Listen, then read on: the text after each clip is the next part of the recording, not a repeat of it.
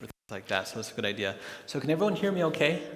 Even with a microphone, I have a surprisingly soft voice, especially as I have 4 teenagers. The older they get, the softer my voice appears to be as far as their ability to hear it. So if ever you're going along saying, I'm really not hearing Ryan, feel free to wave at me, look distressed. I'll try to pick up my volume. So I want to share with you just a little bit about what you're getting into with me today. I want you all to be able to walk away from today with some practical things that you can actually do. See, that's what I look for every time I go to a presentation. But along with that, there's also this risk of coming out with a bag of tools and sort of just pulling them out and using them without necessarily understanding why the tool exists, what it's for. So I want to make sure the way we're going to be going through the presentation, I'm going to be starting broad, talking about some general principles which inform all of the different tools we're going to be talking about later. So that way, when you're going, you can understand the reasoning, and you can use good judgment in how to approach different things. Pornography is an interesting thing to talk about. It's also really interesting to research. You got to be really careful when you're doing your internet searches for sources and things like that. And I have a couple things I'll be sending your way. I'm going to be letting you guys leave today with a lot of resources as well. And also my PowerPoint will be available on Scenic View's website. So for those of you who might want it, feel free to grab it. And that way you can focus on writing down what's ever important to you rather than scribbling to try to write down everything you say. And good luck with that if you were going to try that. So without further ado, let's jump right into it. So I want to share with you the perspective that I'm trying to take with you all today. So first, what I want to share with you today, I've spent a lot of time making sure that it is evidence-based. There's a lot of information out there about pornography, both pro and con, and a lot of it, frankly, is junk. And so I'm wanting to make sure that everything I'm sharing with you today has good basis in solid research methods. The other thing that I'm doing, well, 2 other things I want to do today, is I want to be non-reductionistic. And by that, I mean it's very easy for people to get focused on one little dynamic or one piece. But the phenomenon we're going to be talking about today is highly complex, and human beings are highly complex. And so part of what I want to do is to embrace that complexity without overcomplicating things.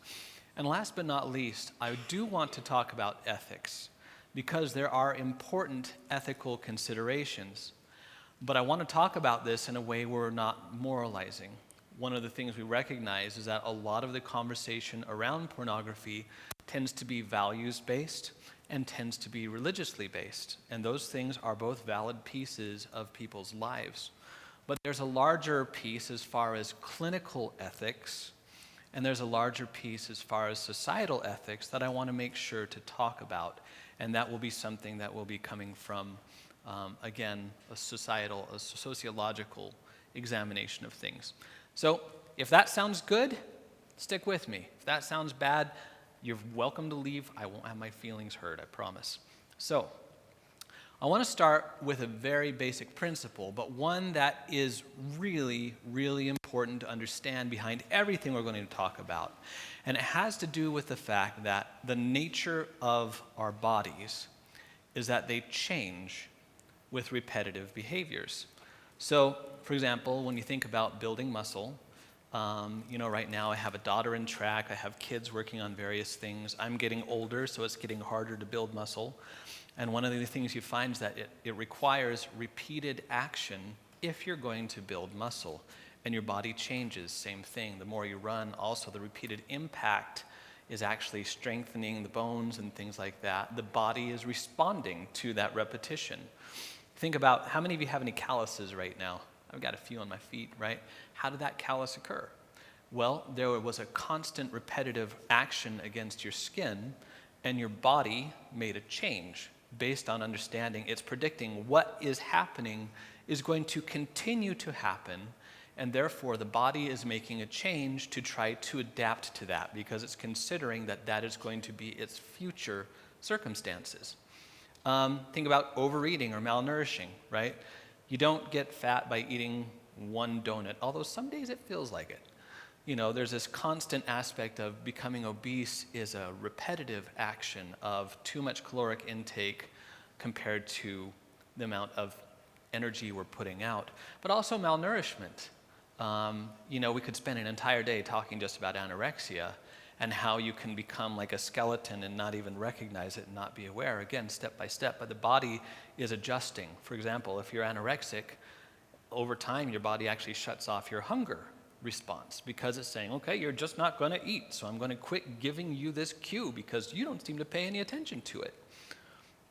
And then think about calcification, carpal tunnel syndrome, lots of things we could talk about. Repetitive injuries, which I'm nursing one today, so if I look like I'm hobbling around like an old man, that's why. It was an object lesson. I did it just for you guys.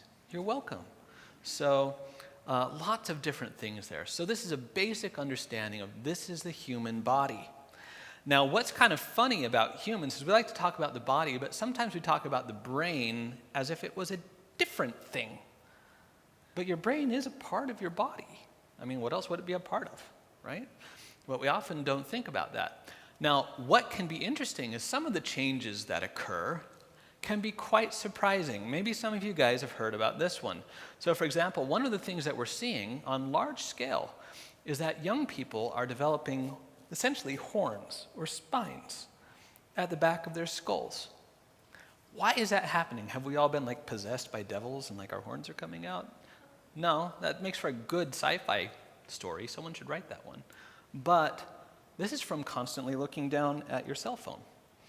And your body is beginning to learn that it needs something that's a counterbalance. And over time, we're expecting those spurs will be kind of larger and longer, and who knows what they'll be. But essentially, we have so many people with neck problems that the body is trying to adjust, saying, you're going to keep looking down at your smartphone. We're going to have to do something about this, or you're seriously going to injure yourself by this repetitive behavior. Kind of surprising, right? So what's interesting is this is relatively new. We've only seen this come up about over the last 7 years or so we don't know what the long-term implications are. But my point is the body changes, oftentimes in surprising ways, to things we expose it to that are outside of the way it was originally designed or evolved, however you want to think about it, to work. We all okay with that principle? So that doesn't just happen on the macro level, that happens on the micro level as well. So a lot of us are familiar with genes, but most of us are not as familiar with epigenes or epigenetics. Has anyone heard of that before? Raise your hand. Okay, we've got some sophisticated people in here, right? So I'm going to give you guys like the 2-minute rundown on epigenetics for those of you for whom it's new. So our genes are wrapped by other substances, which are called epigenes, which literally means the thing around the genes, right? So the interesting thing about these epigenes is that they also have genetic coding inside of them. And the way that they alter and the way that they're activated actually changes according to the experiences that we're having. And then the epigenes, the way that they're arranged, actually changes the way some of our genes are activated. It can wake some up, it can put some to sleep, it can even rewrite our genes. And there's a lot of interesting, this is a whole, I'll come back for another conversation about this later. It's really fascinating about some of these things. And there's implications for trauma, there's implications for adoption, there's implications for all kinds of things. But what it does mean is that the experiences we have and the way we respond to them has the ability to change the way our genes express themselves, or even to rewrite our genes altogether. And this is both with physical factors, so if you and I were living next to Chernobyl, or apparently in Detroit, or emotional factors, if we were exposed to combat, if we experience significant betrayals multiple times in our lives, whatever it may be. Literally, if you were to map your genes over time, you would see them changing. And so, again, why is it doing that? Because the body is experiencing conditions And it's assuming that those conditions are going to continue into the future. And so it's trying to adapt in a way that is as adaptive to that particular exposure that it's having. And there's some ways in which that works out to our benefits. And there are some ways in which that really, really can backfire on us. So also, going a little bit deeper, basic neuroscience, right, is that the brain is constantly changing. If you had to say, what's the biggest change in neuroscience over the last 10 years? Well, we used to say, by the time you're an adult, your brain is pretty much formed and the neuroplasticity is gone and you're established. And we've learned, boy, were we wrong about that. That neuroplasticity persists throughout life. Yes, there are times where neuroplasticity is greater, for example, in infancy, but throughout your entire life, everything you do, everything you experience is constantly rewiring, rebuilding, restructuring your brain. And it can do that in ways which are adaptive, and it can do that in ways which are maladaptive. So repeated experiences create highways, and the more we go through that, they become these super highways.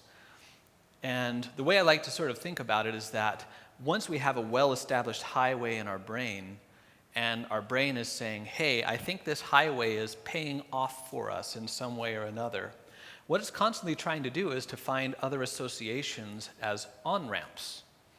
So for example, when we think about, all right, I'm in school, I'm learning how to study for my math class, and I find something that works. Well, the brain begins to scan and say, what other things in your life are similar to that? Well, my statistics class is kind of similar to my calculus class, and English is a little bit different, but there's some applications. And so it's trying to say, okay, these things that are similar to it, we're going to try to bring them into this superhighway, because this superhighway seems to be paying off in one way or another. And over time, pathways that we don't follow in our brain, the brain says, don't think this is working anymore. And so it starts to trim down ways into that pathway. And it starts to also, with the pathways that we're moving constantly, one of the other things is saying, there's really not a reason to get off this road when we're on it, so we're going to start trimming away the off-ramps. Now, there are a lot of ways where that is super adaptive, and for those of you who are at my last presentation, I spent a lot of time talking about brain structure and classical conditioning and things. I'm not going to do a lot of that today. But the most important part is that this has the ability to put a lot of our thought process and even a lot of complex behavioral patterns into the subconscious so they occur automatically without us thinking about them. And whenever we're talking about addiction, that is something that has happened. You have complex emotional and behavioral patterns which have been repeated and have created multiple on-ramps, and there's some way the body feels like there's a major payoff, so it starts trimming our conscious awareness of the ability to take off-ramps.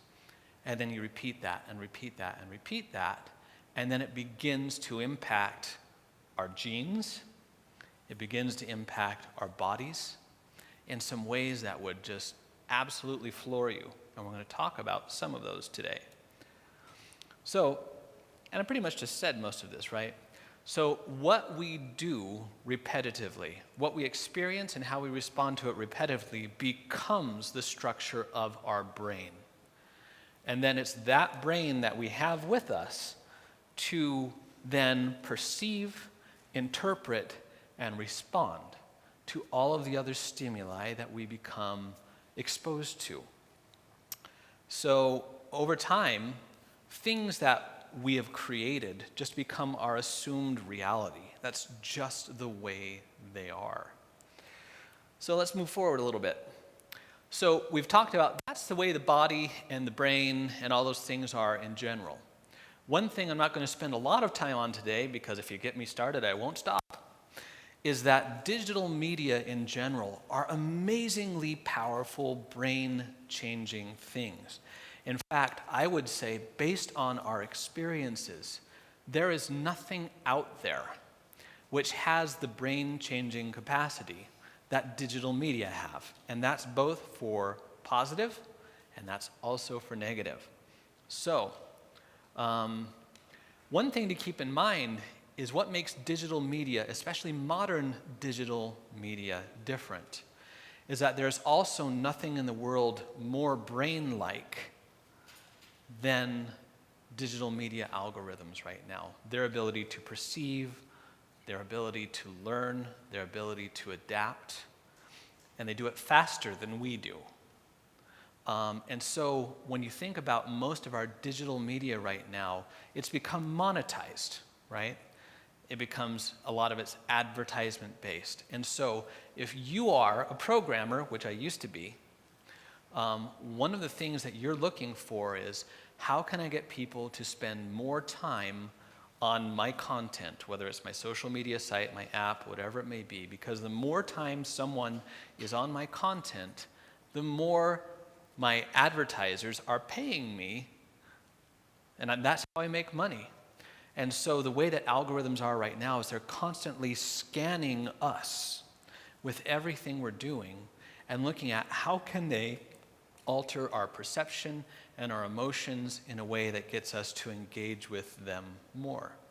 And that's the nature of almost all digital media right now. And so with that, the digital world is changing to where it is actively trying to engage. It's not a passive or coincidental interaction with us. It's now a very purpose-driven interaction with us to get us to engage in a variety of ways. So I want to talk a little bit about this, and we kind of think about, all right, so we get it. Why does this matter, though? What does this look like? So I'm going to majorly oversimplify your brains for a while. This is about as complex as my brain is, but it's going to be an oversimplification for yours. All right? There are different portions of the brain. And again, we need to not think reductionistically, because all the parts of the brain also communicate with, interact with. There's a synergistic relationship, but I'm oversimplifying, right? So I want to talk about one major part is there are cortical areas which are stimulated by things like playing video games.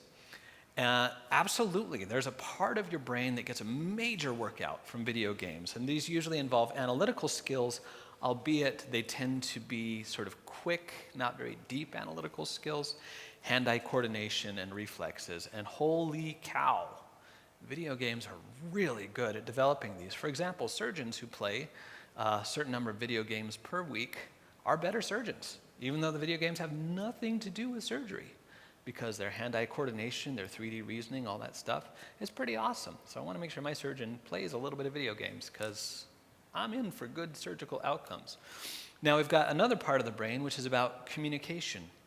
And there's a lot of different pieces of this, because communication is not just the ability for me to say what's inside of me, but it's the ability to also perceive the other person accurately and to have effective communication, which involves understanding, right?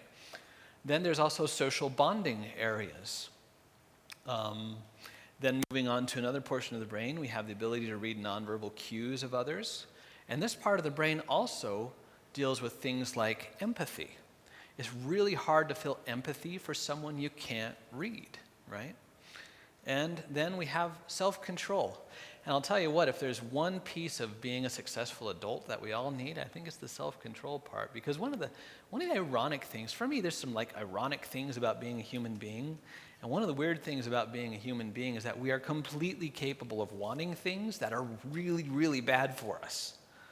And that just absolutely destroy our bodies, destroy our relationships, destroy our opportunities. And you can't tell the difference, like phenomenologically, wanting something that's good for you doesn't feel different than wanting something that's bad for you. And that's where you need your brain to hopefully kick in and have some good analytical skills and have the ability to self-control. Otherwise, you tend to self-sabotage a lot. So, any of you guys ever go to the gym? There we go. Have you ever seen this guy? Like he's like Captain America on top and Gandhi on the bottom. Right? I've seen this guy a lot, right? What's this guy's problem? He skips leg day, right? He's all about like, I'm going to go and do the bench press, and I'm going to work my abs, but no cardio, like that cardio. No, not going to do that. Not going to do any of that stuff. And no leg presses, nothing like that.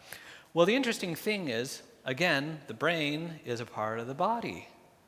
This guy's problem is that he's over-exercising part of his body and completely under-exercising another. Or any of you who are familiar with physical therapy, what happens if I'm just working on my biceps but not my triceps, right? I actually damage myself because I'm not balancing out two things which were intended to be a counterbalance in my body. So, for when we think about just going with this one idea of video games to start with, right? People who play a lot of video games, who use a lot of digital media, are really, really, really developing that first cortical area we were talking about, but they are completely, leaving the other parts underdeveloped. So what does that look like? Well, they are people who tend to have fairly shallow but wonderfully overconfident thought patterns. You know, you can't learn what you think you already know, and that's always a bit of a problem. They are less capable of social bonding. When you look at studies of loneliness, there has never been a lonelier generation than the one being raised right now. And yet they're the ones who are supposedly hyper-connected, right? Isn't that interesting? We're underdeveloped in our ability to communicate and problem solve effectively. We are lacking in our ability to read other people's emotions and respond with empathy. Oops, that's not what I meant to push. Let's try this. There's low levels of self-control. And so you take a look at that and say, could that configuration maybe cause someone a few problems? A few, maybe, a ton. But also something to keep in mind is it's not just kids. You know, for me, I lived in the South for quite a number of years. And I was there during the tobacco companies kind of were in Congress saying, no, we had no idea that, you know, if kids started smoking earlier, first of all, it didn't cause cancer and that they'd get addicted. And then, you know, like, no, we didn't know. But a lot of what I heard living in the South, also, this is where your pacifier was dipped in Jack Daniels, and boy, the kids were well behaved. But a lot of the justification around, okay, kids, we all do this, but we don't want you to do this, is saying, well, you're a young one, and your brain is still forming, but when you get to be my age, your brain is formed, and it's not going to affect you the same way, but while your brain is young, you'd better make sure you don't do any of these things, or at least not let me catch you doing them, right? That was kind of the conversation I heard over and over again in that exact voice. So, guess what? That's bullocks. So adults are just as affected by neurological changes as kids are. Sorry, guys. Say goodbye to one of your favorite justifications. But, you know, we just kind of talked about that's that whole thing. So it's true about drugs, and it's also true about the way that digital media affect us. In fact, if I were to ask you to tell me, all right, let's go with digital media for a second. Let's go with video games. What is the most common profile of a video game addict? Does anybody know? Sorry, speak up. Close. You'd think that's the stereotype. All right, I'm going to drop this on you. The most. So close, and yet so far. Let me help you out. It's a middle-aged, middle-class, white woman. Yep. 3 words. Candy Crush Saga. That's a whole other conversation. Come catch me at lunch. So, anyway. So let's talk about something among adults, right? So we're like, oh, those kids are always on their devices. And like, so how are you with Netflix? Oh, ow, don't bring that one up. So, for example, a recent study was looking at adults who binge watch streaming media on average of 3 or more hours per day. And the interesting thing you see is that the more that they fall into that category, these are adults, we see significant declines in their cognitive performance. Right? This isn't kids we're talking about. These are adults that we're seeing an active decline in their ability to think critically, and their ability to problem solve, and their ability to do all kinds of cognitive processes. And there's a whole reason why. And there's one thing I want to talk about, guys, right? We're going to talk about this a little bit later. It's a different ballgame. Things are continuing to change. Binge watching Netflix is different experience neurologically than simply watching 6 hours of whatever's on TV. We'll talk about that later. So what we need to be aware of is that there's a lot we're learning about major sociological challenges occurring for us because of our relationship with digital media in general. And then we're going to talk about pornography, especially something we need to understand is that digital pornography, just like Netflix is different than just watching TV, digital pornography is different than just having a stack of Playboys in your closet. And we'll talk about that a little bit more. So there are many of you who are probably familiar with Dr. Philip Zimbardo, famous from the Stanford prison experiment. Well, what's he up to these days? Well, he is studying the phenomenon which he calls the demise of guys, where we're looking at across the board, men are not only underperforming compared to women, they're underperforming compared to men in general. And we're talking about academically, we're talking about their careers, we're talking about their relationships. And he's been spending a lot of time trying to understand this phenomenon. And he's saying, look, the data indicate that this is happening because of the changes occurring to young men, specifically because of their isolated video game playing and internet pornography use. And so when we ask ourselves, why should we care? So somebody wants to watch internet porn, so what? So someone wants to play 8 hours of Fortnite a day, so what? Well, this is the beginning of the so what, as we're seeing, well, it's actually changing the way they grow up or don't grow up. It's changing what they're capable of or not capable of. It's changing the way they deal with their emotions, it's changing the way they deal with their relationships, and it's changing their bodies in a lot of ways.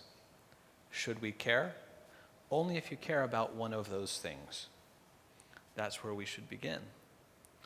So it was interesting, again, you can kind of read what he's saying here, but there's this idea we've talked a lot about, okay, we are being changed by our interactions. And the more we understand both what pornography has become and the way that it affects people, then we can kind of begin to look at this from a clinical point of view with a much larger perspective than oftentimes it's given attention.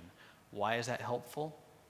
Because when you're trying to deal with this problem, it's usually the less obvious stuff that trips you up and makes it difficult to make progress.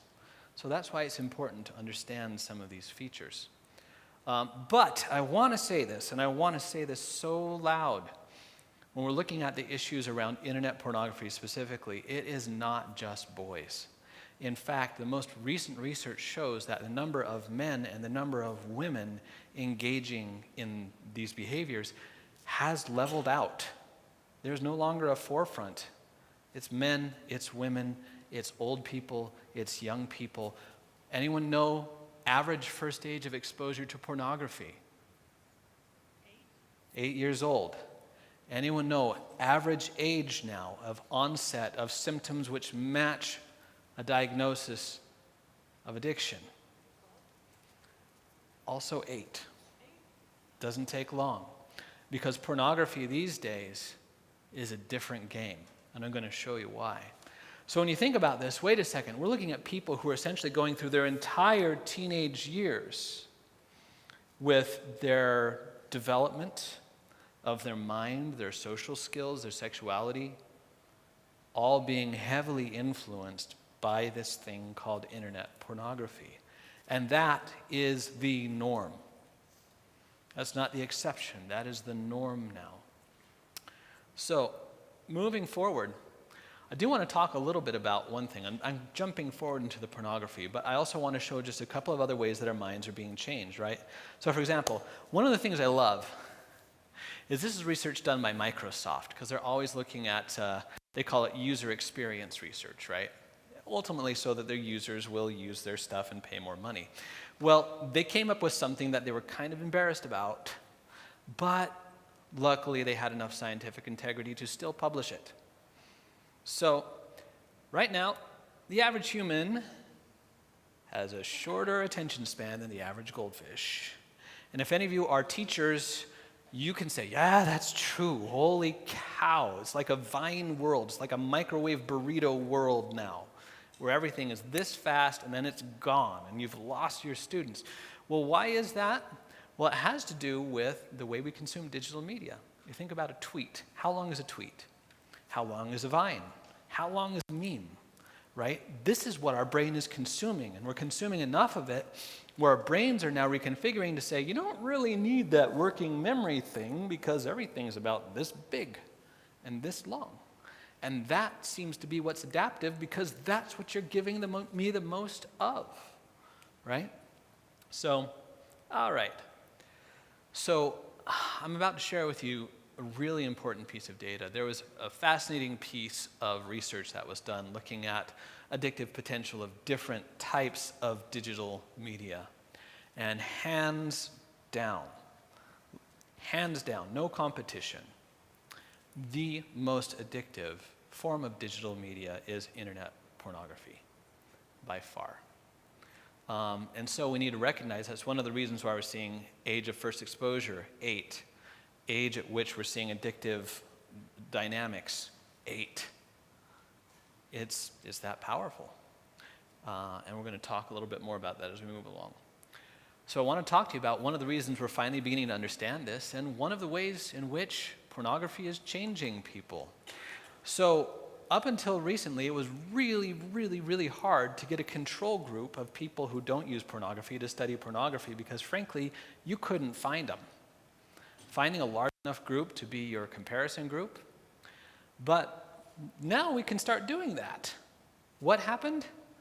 Well, a lot of men finally found a reason to maybe stop looking at porn. And that is specifically pornography-induced erectile disorder. So the mechanics of internet pornography hijack the brain's motivation, arousal, and novelty functions to the point where we're finding lots of young men with erectile dysfunction, not because there's anything wrong with their circulatory system, but because the way they had rewired their neurological system was such that they could not respond to real-life sexual stimulus. And that was something that seemed to get through to people for some reason. So, but what we were finding was essentially an epidemic of men under 40 with erectile dysfunction, which is physiologically not possible unless it's neurological in nature. So, I want to take a moment and share a little bit more with you. This is one I always tell people to Google, and then I'm terrified that what they're going to find because finding this one. This is a clip called The Great Porn Experiment. You can see why I'm always really reluctant to have people Google that. But what I want to do, Dr. Gary Wilson is a wonderful researcher in the field of understanding the sort of the neurophysiology of pornography. So I want to share this with you. I will say there are a couple of places where he doesn't hold back. He's very direct in what he's saying, so just be prepared for that. Let's hop on for this ride.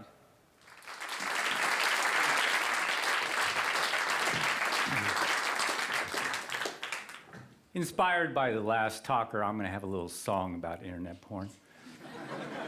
No, just kidding. The widespread use of internet porn is one of the fastest moving, most global experiments ever unconsciously conducted. Nearly every young guy with an internet access becomes an eager test subject.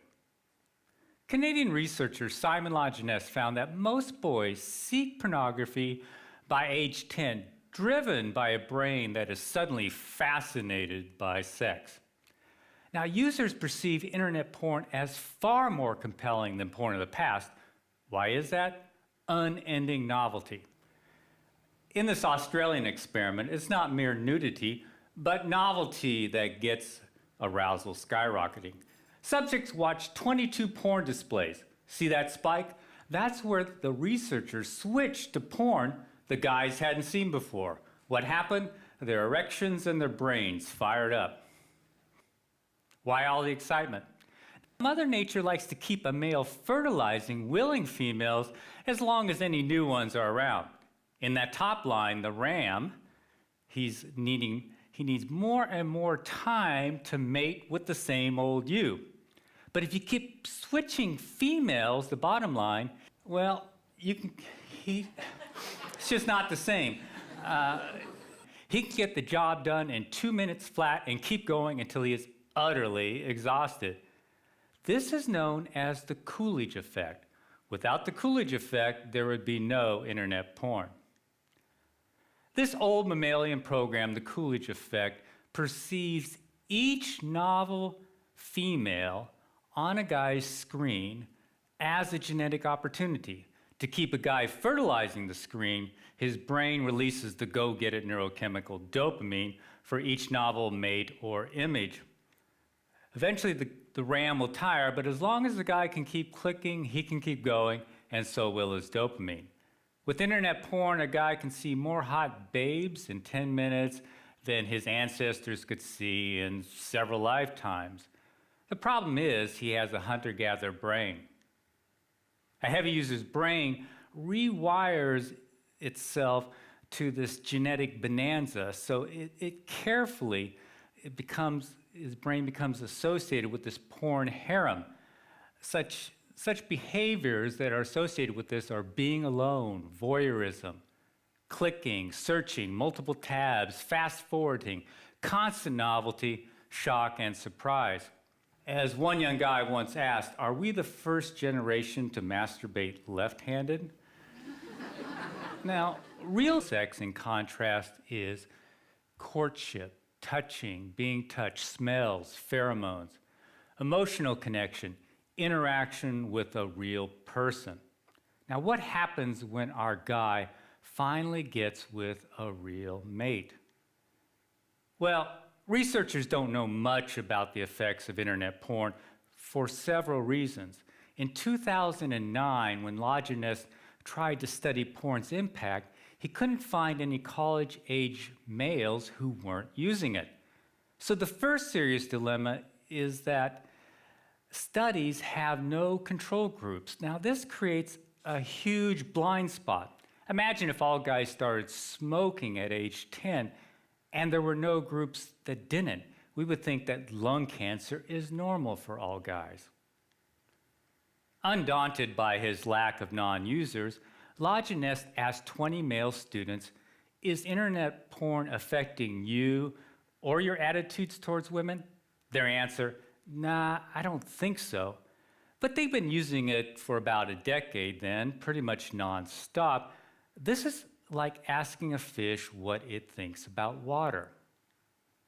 Which brings us to a second problem.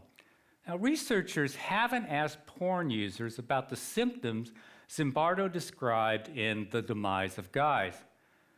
Arousal addiction symptoms are easily mistaken for such things as ADHD, social anxiety, depression, concentration problems, performance anxiety, OCD, and a host of others. Now, healthcare providers often assume that these conditions are primary, perhaps the cause of addiction, but never really the result of an addiction. As a consequence, they often medicate these guys without really inquiring about if they have an internet addiction. So guys never realized that they could overcome these symptoms simply by changing their behavior. Now, the third problem is it's hard to believe that sexual activity can cause addiction because sex is healthy. But internet porn is not sex. Internet porn is as different from real sex as today's video games are from checkers. Watching a screen full of naked body parts won't automatically protect one from arousal addiction. In this Dutch study, here's the title, they found that, in fact, of all activities on the internet, porn has the most potential to become addictive. Here's why. This ancient program, the reward circuit, evolved to drive us towards natural rewards, such as sex, bonding, and food. As a consequence, extreme versions of natural rewards have a unique ability to capture us. For example, high-calorie foods or hot, novel babes give us extra dopamine. Too much dopamine, though, can override our natural satiation mechanisms. For example, give rats unlimited access to junk food, and almost all of them will binge to obesity. This is also why 4 out of 5 Americans are overweight and about half of those are obese. That is, addicted to food. Now, in contrast to natural rewards, drugs such as cocaine or alcohol only hook about 10% of users, whether they are rats or humans. This binge mechanism for food or sex was once an evolutionary advantage. In essence, it is getting it while the getting is good. Now, you can think of wolves packing away 20 pounds of meat per kill, or it's mating season and you're the alpha male. What if mating season never ends? All those hits of dopamine can tell your brain to do 2 things. First, they say, man, you have hit the evolutionary jackpot. Second, they kick in a molecular switch called delta phos B. I know it's a fancy word, but dopamine kicks in delta phos B, and that starts to accumulate in the brain's reward circuit. Now, with excess chronic consumption of drugs or natural rewards, this buildup of delta phos B starts to alter the brain and promotes a cycle of binging and craving. If the binging continues, the delta phos B builds up, and it can lead to brain changes seen in all addicts. So the dominoes are excess consumption, excess dopamine, delta phos B, brain changes. One of the first changes is a numb pleasure response. It kicks in, and so everyday pleasures really don't satisfy a porn addict. At the same time, other physical changes in the brain make the brain hyperreactive to porn. Everything else in the porn user's life is sort of boring, but porn is super exciting.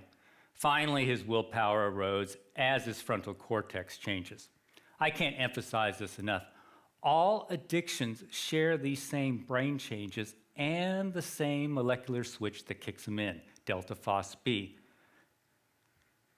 Now, scientists have used brain scans to measure these changes in drug addicts. Up here, these scans show a reduced pleasure response in drug addicts. These and several other changes have also been seen in gambling addicts, food addicts, very recently in video game addicts, and now in internet addicts. I apologize for filling up this slide with brain studies. Just notice the dates, but I want you to know that they exist. So far, all brain research points in only one direction. Constant novelty at a click can cause addiction. Now, we know this because when scientists examined former internet addicts, they found that these brain changes were reversing themselves. Unfortunately, none of these studies isolate porn users, but they do include them. Here's the game changer. At last, we have a group of guys who are no longer using internet porn. That's right, heavy users are voluntarily giving it up by the thousands. These guys are the missing control group in the great porn experiment. They're showing experts what changing one single variable can do. I call it the resurrection of guys, as opposed to the demise of guys. Now, before I continue, you probably want to know why any porn-loving guy in his right mind would give it up. 2 words: erectile dysfunction. Internet porn is killing young men's sexual performance. Now, Zimbardo said young guys are flaming out with women.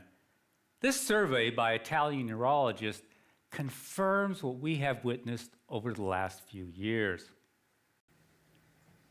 Now, Sexual enhancement drugs often stop working for these guys if they ever did, because the problem isn't below the belt where Viagra works, nor is the problem really psychological. It's due to physical changes in the brain, those addiction-related changes. Their numb brains are sending weaker and weaker signals to their bananas. As Dr. Foresta says, it starts with lower reactions to porn sites, then there is a general drop in libido, and in the end, it becomes impossible to get an erection. There are 3 takeaways from this. First, Foresta is describing a classic addiction process, gradual desensitization. Second, internet porn is qualitatively different from Playboy. Widespread youthful ED has never been seen before. And finally, ED is often the only symptom that gets these guys' attention. The question is, what less obvious symptoms are they missing? Most don't figure that out until after they quit. Here's a guy in his late 20s. I've been to psychologists and psychiatrists for the last 8 years, have been diagnosed with depression, severe social anxiety, severe memory impairment, and a few others. Have tried Effexor, Ritalin, Xanax, Paxil, dropped out of 2 different colleges, been fired twice, used pot to calm my social anxiety. I've been approached by quite a few women, I guess due to my looks and status, but they quickly flew away due to my incredible weirdness. I've been a hardcore porn addict since age 14. For the last 2 years, I've been experimenting and finally realized that porn was an issue. I stopped it completely 2 months ago. It has been very difficult, but so far incredibly worth it. I've since quit my remaining medication. My anxiety is non-existent. My memory and focus are sharper than they've ever been. I feel like a huge chick magnet, and my ED is gone too. I seriously think I had a rebirth, a second chance at life. This is why pockets of guys are appearing all over the web, bodybuilding sites, sports sites, pickup artist sites, wherever men congregate.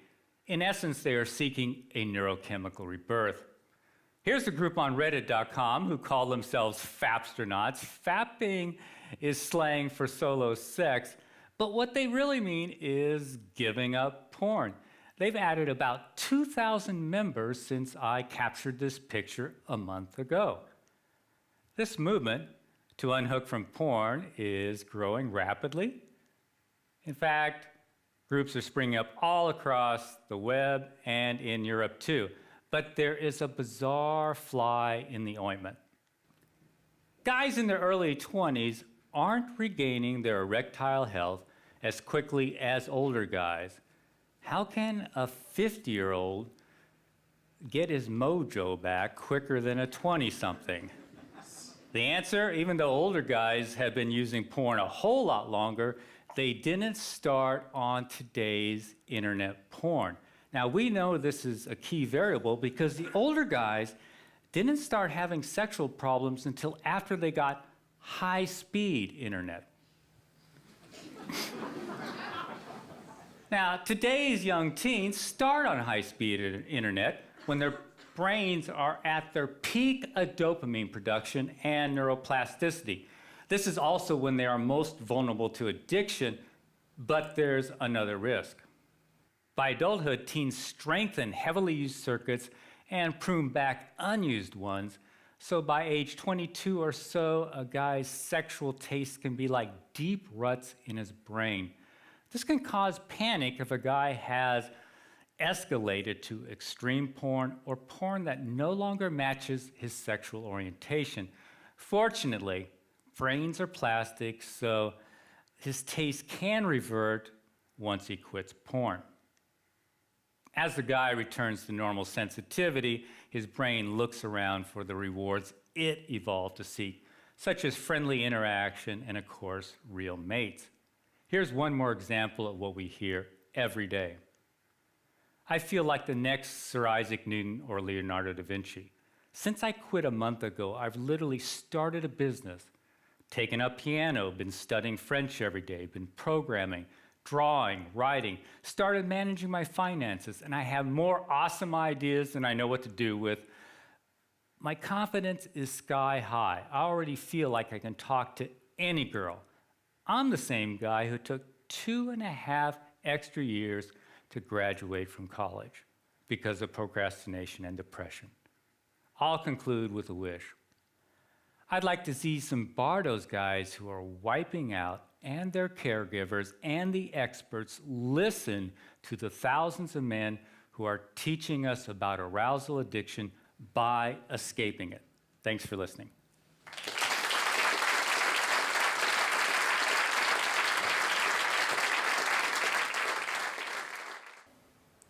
There's a lot to digest from that, but the big thing I wanted you to hear was especially that interplay of the novelty factor and the way that that is a huge piece of the hook of internet pornography. And also, as we talk more into the effects of it, you'll also see how that plays in there. So what I want to do is I want to dive into saying, all right, so what do we know? As we have studied, we're saying pornography, internet pornography especially, changes not only the brain, it changes attitudes, perceptions.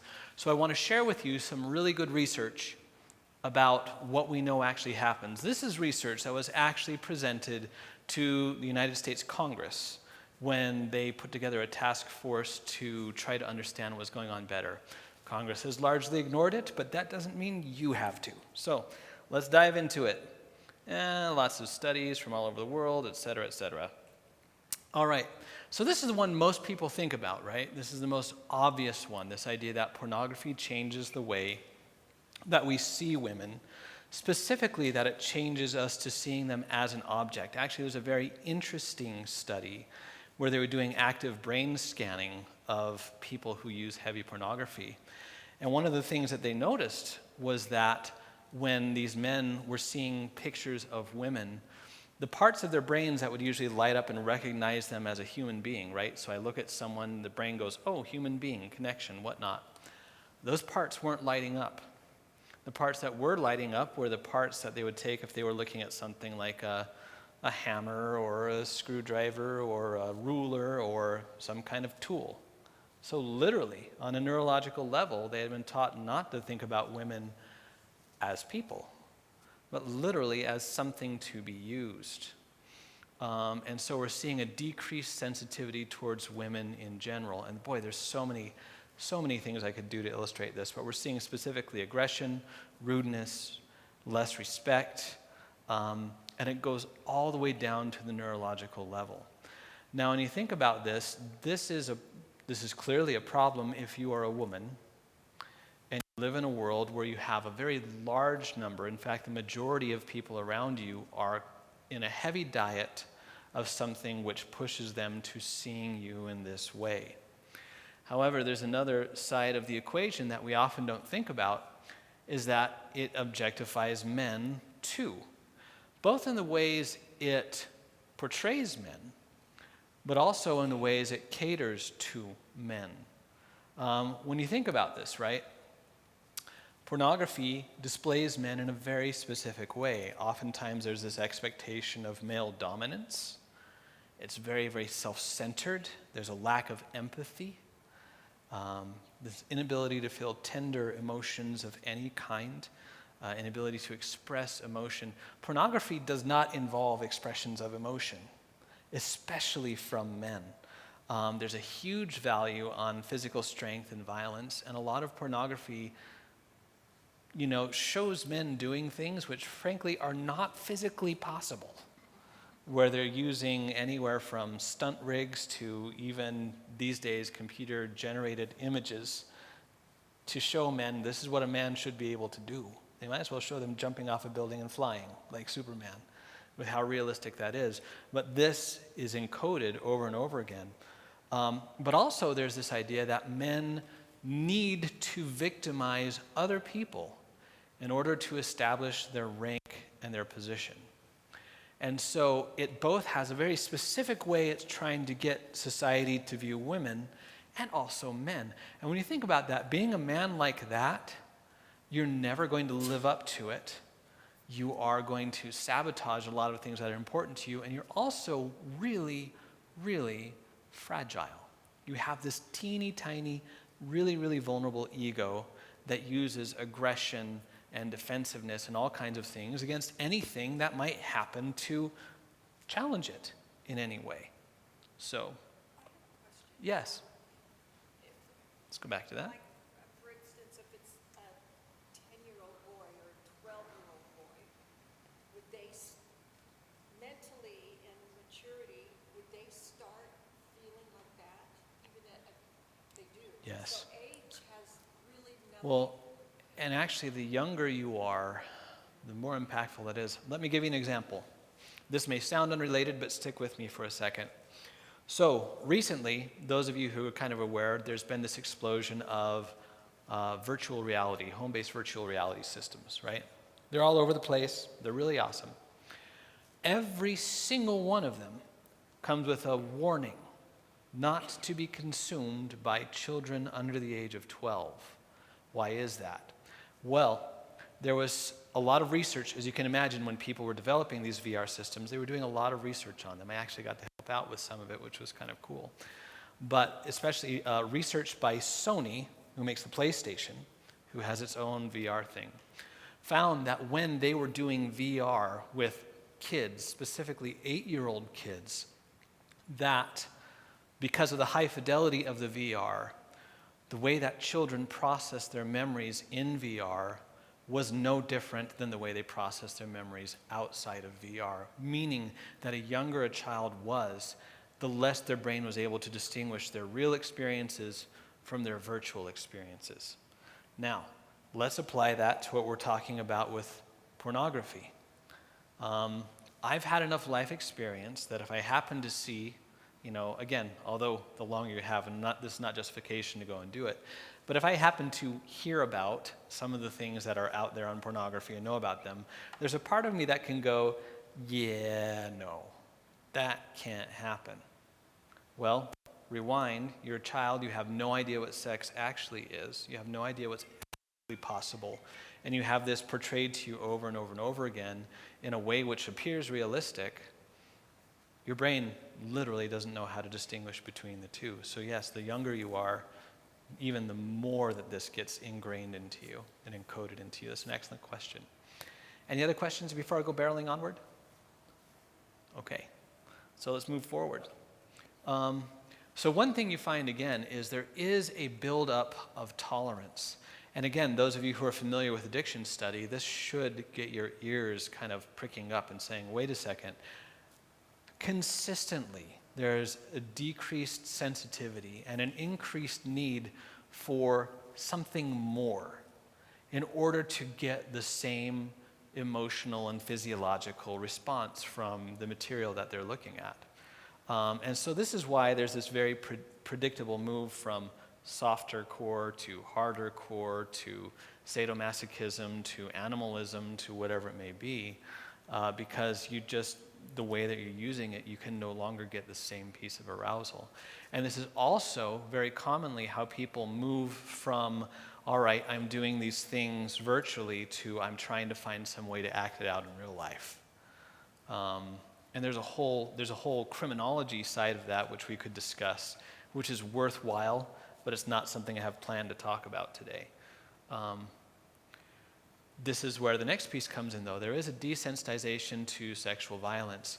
So coercion is a huge part of internet pornography. It's what's portrayed a great deal. And it also, while showing that secretly the other person wants to be coerced, and that makes for a better sexual experience, is a very, very common theme.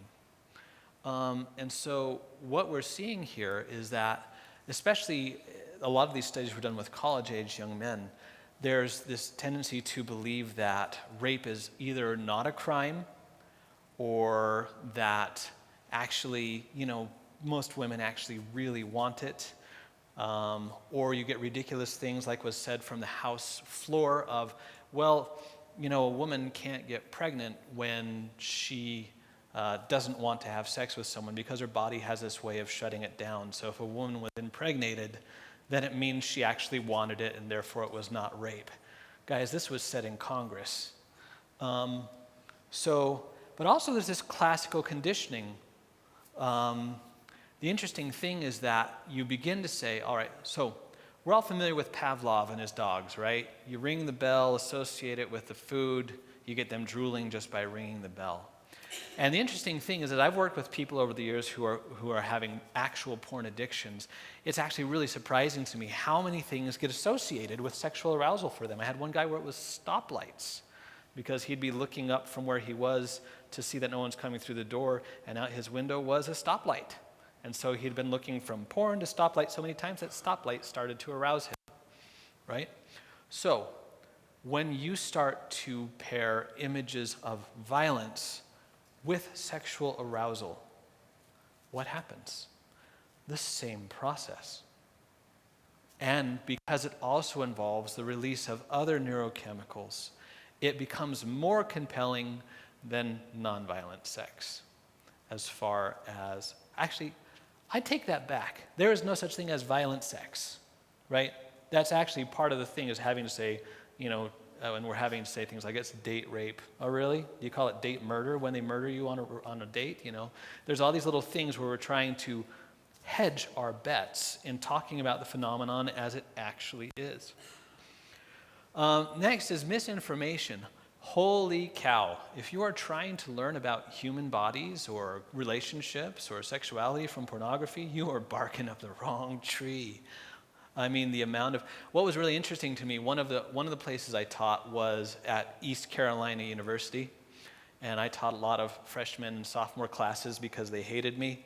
And any of you who know ECU, its graduate programs are great, but its undergraduate programs have this reputation of being a party school, so much that they call Greenville, where it's located, G Vegas. They've earned it, right? And what was interesting is I'd go in there and we'd go into our classes about human sexuality, and the kids would come in and say, you might as well give me an A right to begin with, like I got this mastered. I'm like, oh, you do you? We'll see. And what was interesting to me is all these people who were so convinced they knew everything about sex and sexuality and drugs and things, when you really got down to it, they didn't know jack. But they had a lot of really weird ideas.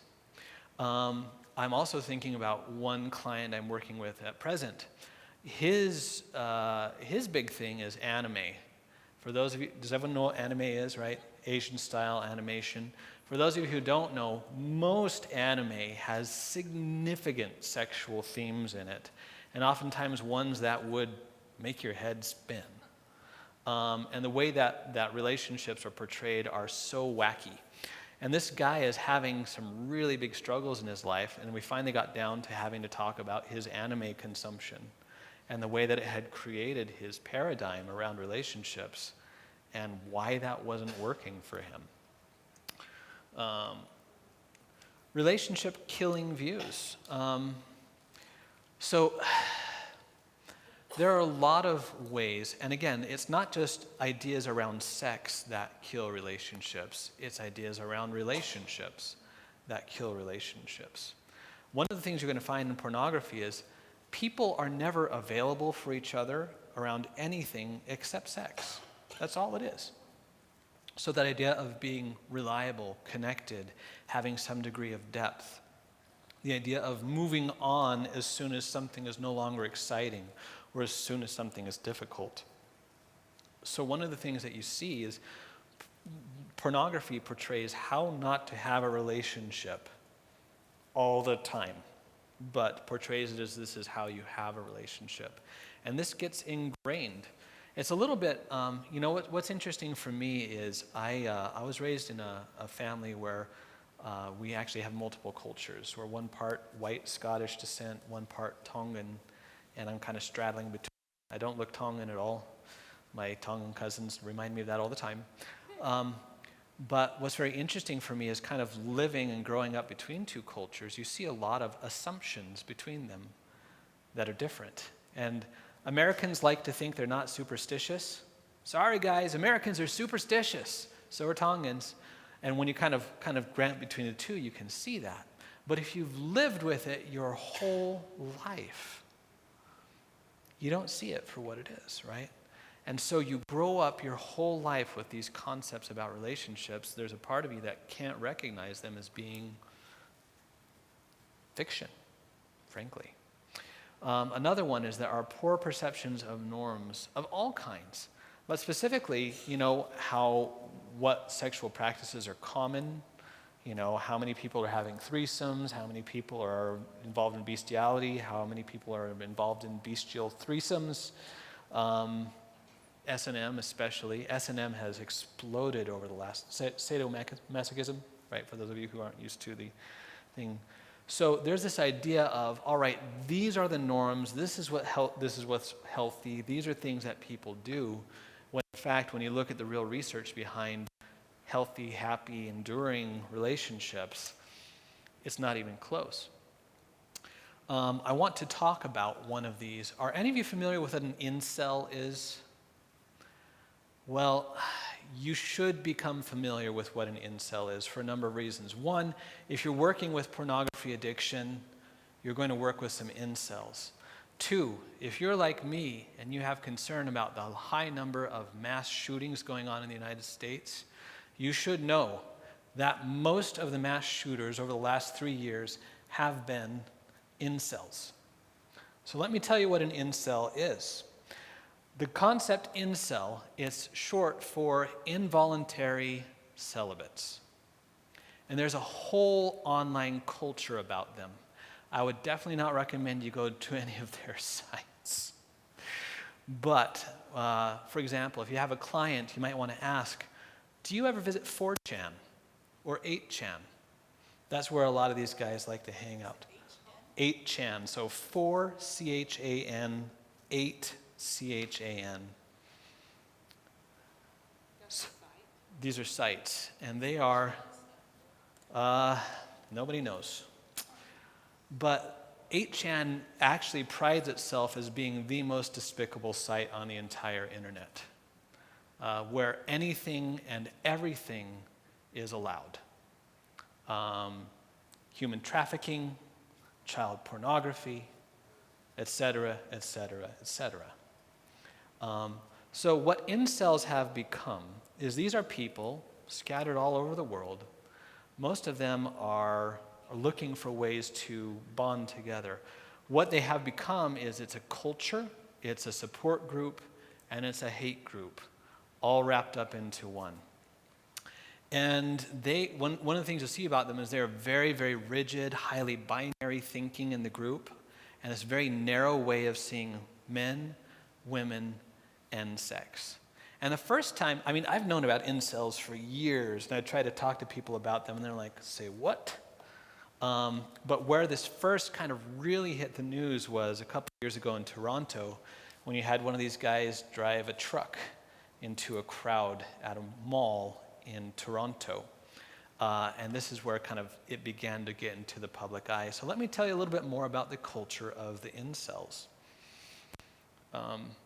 So incels believe the world only has 2 types of women. So the first type is a Stacy. A Stacy has a very specific body type. That's a Stacy right there, right? Blonde, long legs, etc., etc. All the stuff you expect to see in porn, right? And the idea is that Stacy is always sexually aroused, always sexually available, but only to the Chads, which we'll talk about. And then the rest is you have Becky, who looks a very specific way. She's often Stacy's jealous friend. She wears frumpy sweaters, and she's studying in college for philosophy or something like that. And she is not sexually desirable, quote unquote. And she's the leftover, but even she doesn't want anyone but Chad. Everybody wants Chad. Well, let's talk about who Chad is. That's Chad. Chad is I'm not going to say that word. But Chad is the typical alpha male, bulging with muscles. Dad had money, so he has money, all these kinds of things. And Chad can have any girl he wants, and he does all the time. But he actively rejects Becky, and he actively takes Stacy. And then you've got the other 80% of men. And so their idea is that the Chads of the world are having 80% of all the sex. And then it leaves the other 80% of the men to scrounge and fight over the other 20%. And they see it very much as it couldn't have anything to do with the fact that I treat women a certain way. Couldn't have anything to do with the fact that I isolate in my room. I have a couple of clients right now who are these guys. Couldn't have anything to do with the fact that the last time I bathed was 2 months ago. Couldn't have anything to do with my social skills or my relationship skills or anything like that. What it is it's a conspiracy. It's rigged. This whole thing is Chads have dominated the world, and they've made it so that people like me, statistically, it's impossible for me to have sex. And it's rigged, and I've been wronged, and therefore I deserve to take revenge. And if the 80% of us who are being dominated by the Chads decide to band together, we'll take them out. And we'll make Becky suffer. And we'll make Stacy suffer. And we'll make everyone suffer because we've been made to suffer. That's what it means to be an incel. I see a lot of wide open eyes out there, right? So, but this is our way of seeing the social norm. Now dig a little bit deeper. Think a little bit about this, right? Think about these messages about men, about women, about sex. But think about this overly concrete, algorithmic way of seeing the world. So we're here at Scenic View. Let's think about our students with autism, who already tend to be concrete, algorithmic thinkers with some social difficulties. Many young men with autism are drawn towards the incels because they feel like people are saying, 1, we understand what you're experiencing. 2, it's not your fault. 3, we're going to give you a scapegoat to take this out on. And then you combine that with the concept, are you guys familiar with groupthink, right? When a bunch of people who think the same way get together, they begin to radicalize each other and become less and less able to consider the alternatives. So this is one thing I would always encourage you to do is when we have people coming in, I ask my students with autism, do you go to places like 4chan? Do you go to places like 8chan? But I also ask those I know that are working with pornography, I ask about these things. You know, what can you tell me about like incels? Are you familiar with those guys? Just to kind of see, because you can recognize, one, okay, the pornography might be one issue, but if this is going on, you want to know about it, because this is an important thing to look at. So number 7, risk. Now this is interesting, is that we do see that the research heavily supports the idea that people who use pornography heavily not only engage in riskier sexual activity when they do engage in it, but they engage in riskier activity, period. So that can be anything from hiring prostitutes to driving too fast to making stupid money choices or whatever it may be. Oh boy, this one's pretty intuitive, right? So if you're objectifying men and women, if you are impulsive, if you make risky decisions, you're going to have relationship issues. The interesting thing about this is I know a lot of guys who are like, oh man, you know what, maybe I've got these other things, but I'm going to be an awesome sexual partner. What you tend to find is that guys and women who use porn heavily actually suck as sexual partners. Sorry, that's the nice way to say it. And so the one area where they think they can compensate in relationships, the reason why is they're selfish lovers. They're selfish lovers. And, you know, a lot of times they're saying like, I feel like they're not even with me. They're like somewhere else, and I'm just kind of this meat sack that they're using for something. So moving forward, not only does it increase sexual aggression, but it increases non-sexual aggression, both physical and non-physical as well. That's one of the reasons you're going to find a lot of these people get into a lot of arguments. There's increase in job loss, which we'll talk about. There's all kinds of things, but they tend to just be more aggressive in general. A couple of the reasons behind that, one is because aggression is now paired with arousal, but 2, as their self-control diminishes and their emotional tolerance diminishes.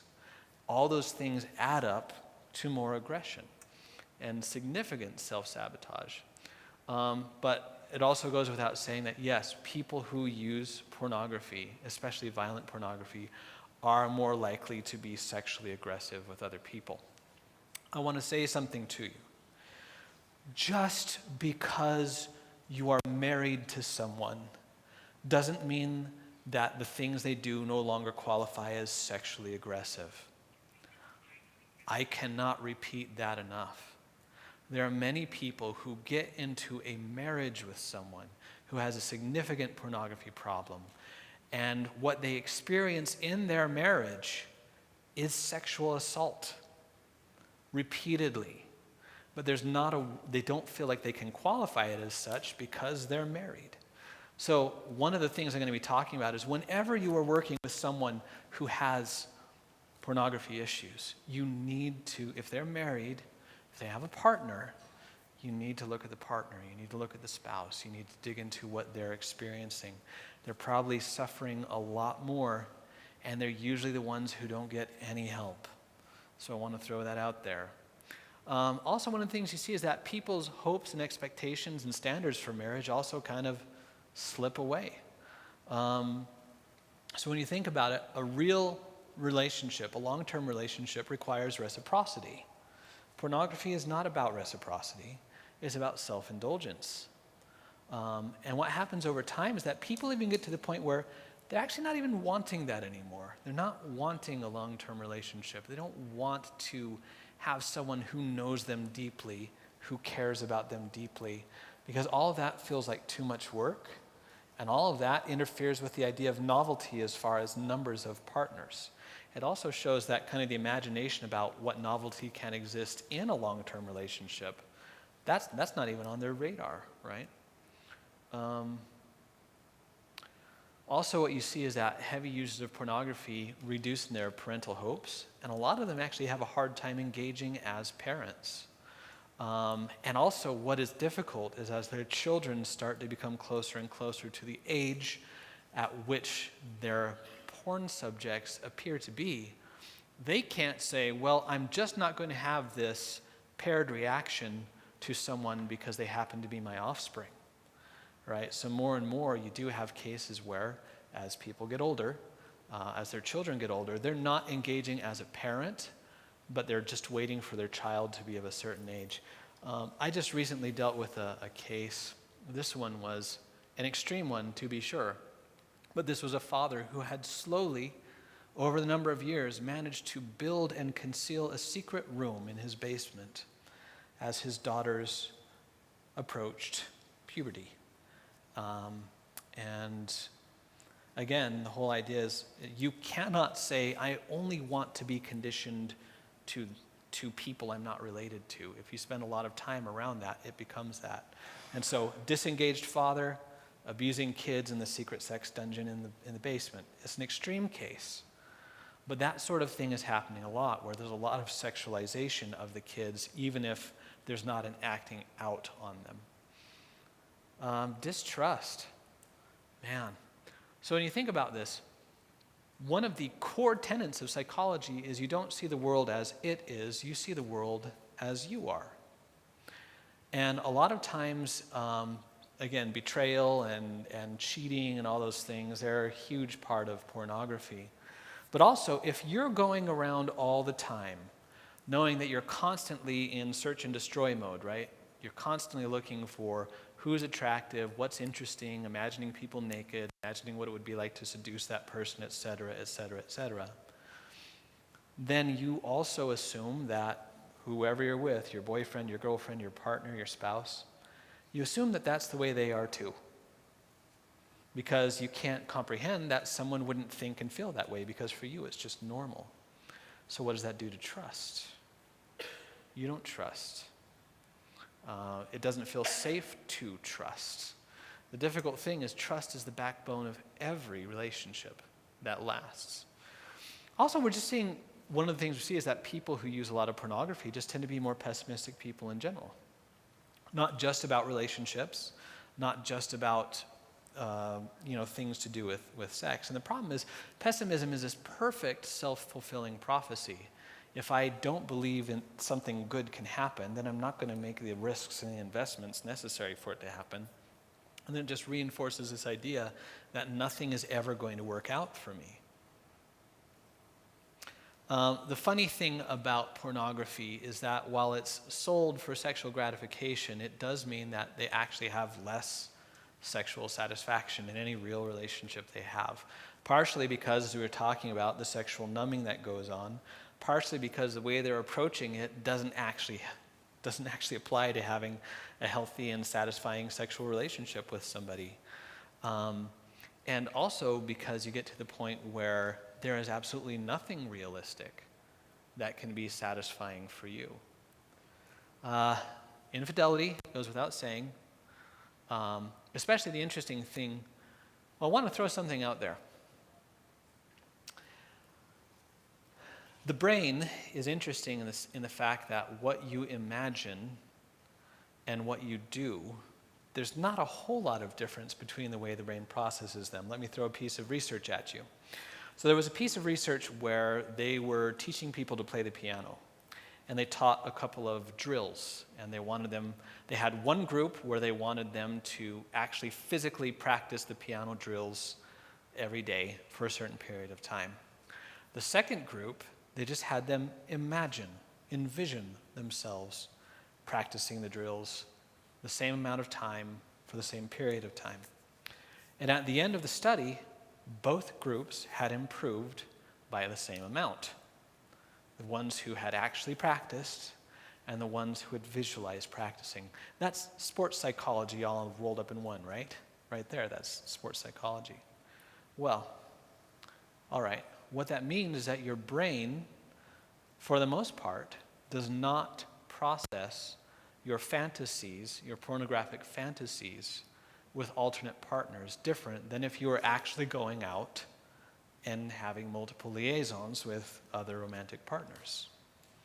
And so it develops this justification, this pursuit, this capture, and it becomes kind of this process. And so yes, it is much easier for you to fall into actual infidelity. And infidelity by itself brings up a whole host of other problems. And I want to talk about that a little bit later today when we get into actual therapeutic stuff. Divorce goes without saying. Divorce rates are much higher when pornography is a part. And especially one of the things, you take a look at divorce courts now, pornography is being named more and more frequently as an overt reason for the divorce. We've said enough about that. So distorted views, again, this idea of body image, ideas about sex, ideas about the way the world works. For example, we just gave a very extreme version of distorted views, right, with the incels and their ways of seeing the world. But overall, again, it's not just limited, because remember, your brain is what you're shaping, and then it's the instrument you have for dealing with the rest of your life. So it doesn't just distort views around sex, it distorts reality testing in general. And one thing I would say is, if there's one thing I've learned about addictions and working with them for so many years now, is that addictions become alternative attachments. And literally in the brain, part of what's being rewired are the attachment centers. Think about that. That by itself, and the implications of that for therapy all by itself are huge. So Patrick Carnes, one of the lead researchers on pornography, says, the interesting thing about pornography is it changes the orientation from you having a relationship with a person to you having a relationship with sex as an abstract concept. And it becomes this idea that when there's a competition between something that nurtures the relationship or something that would simply give you sexual gratification, it is now a competing attachment, one in which the person loses. Job loss. People who use pornography are far more likely to lose their jobs. And it's not just, I'm sorry guys, I had to. And it's not just because they're caught watching porn on the job. Yes, absolutely, that's true. But it's not the sole reason. When you think about what it takes to be a good employee and to work well with a team and to not feel entitled and to be willing to sacrifice, all those things are the opposite of what you spend all your time programming your brain to do. So it's not just getting caught looking at something on the job. Again, I want to move forward a little bit. So there's, again, all these ideas about just not being well connected to reality. Body image issues, that's easy to understand when you think about body image and Photoshop and things like that. By the way, I hate that I know this.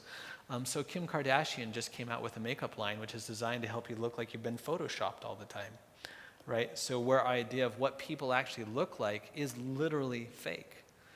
And again, yes, a lot of people still argue this, but there's really no room for argument. Absolutely, the science is clear. You do become addicted. Absolutely. And that all of the problems that surround addiction apply. This is something else I want to talk about. I want to talk a little bit about ethics. For me, something that I worry about is there are more slaves in the world now than there were in Abraham Lincoln's day. One of you may or may not know, the Super Bowl is like Christmas Day for human trafficking. There are more people than you imagine living their lives in slavery. Because you get a lot of rich people all gathering to one place in the world from all over the place.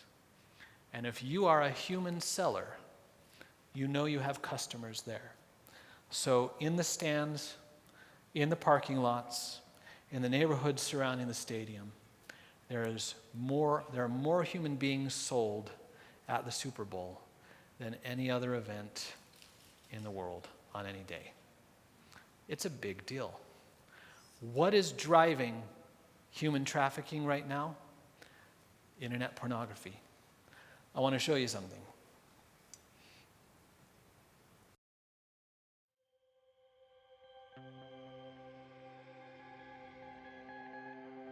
This is Anna. Wait, don't click to someone else yet because Anna's stuck here on your computer screen. And while you can walk away, her image is stuck on the internet. See, your fantasy is Anna's nightmare. There's a good chance recruiters lured her with flattery. Perhaps they baited her with cash. Maybe they even tranquilized her with date rape drugs. And if Anna's like many others, she stays sedated with alcohol, weed, or coke to numb the pain. Chances are she faces STDs and HIV because she's denied access to protection. We don't know what she's been through because we only see Anna smiling. And they keep showing Anna smiling so that you'll keep watching. See, pornography is integral to human trafficking and prostitution. In 9 countries, almost half, 49%, said that pornography was made of them while they were in prostitution. This generation fights sex trafficking more than anyone ever has, and more than anyone ever has, this generation consumes porn. Fighting human trafficking and then watching porn is like protesting a corrupt politician and then donating to his campaign. You browse privately going from Anna to Zoe and back to Anna. Watch your favorite fantasy and then walk away. But Anna's still there. She's stuck there, stuck in this life because you click. Each click, each link, each URL visit and play button, this is the currency of porn. This is the price of Anna's life. The $100 billion pornography industry is fueling the appetite for children as well. Teenage girls now make up the biggest slice of viewable porn, which by definition is considered trafficking. The demand for porn fuels the trafficking industry, and you can take away that demand. You can cut the cord on this machine. You can bankrupt the system. You can empty the pimp's pockets. You can free Anna by simply refusing to click.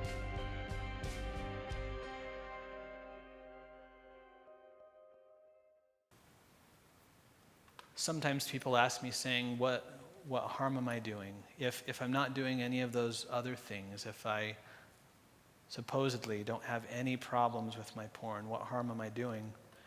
I say, well, there's one. Do you feel okay with that? Is that consistent with who you are as a human being? Is that what you want to be contributing to? So there's a whole lot more you could learn about that. If that struck a chord in you, definitely would encourage you. There's a lot of organizations I could point you to talk to you about it afterwards. So when someone comes into your office, how are we doing on time? Terrible. Okay. So when someone comes into your office, there's a lot of different things. Some people will come right in and say, I've got a problem with porn. Or more likely, someone will come in and tell you, my spouse has a problem with porn, fix them, if you're anything like me. Or my child has a problem with porn. Under those circumstances, it's usually easy for us to go say, maybe I should check out pornography if this is part of the issue. But there are a lot of other presenting problems that pop up that pornography can be contributing to. You see all the things up there, right? Depression, anger, body dysmorphia, eating disorders, schoolwork difficulties, all those kinds of things. And again, when you think about everything we've talked about with the difficulties with focus and anxiety and connecting, when you take a look and say for each one of those, if there was a major factor in their life that was guiding them in those ways we've talked about so far, absolutely that would be making that presenting problem a bigger issue. And we've already talked about that one, so we're going to move forward.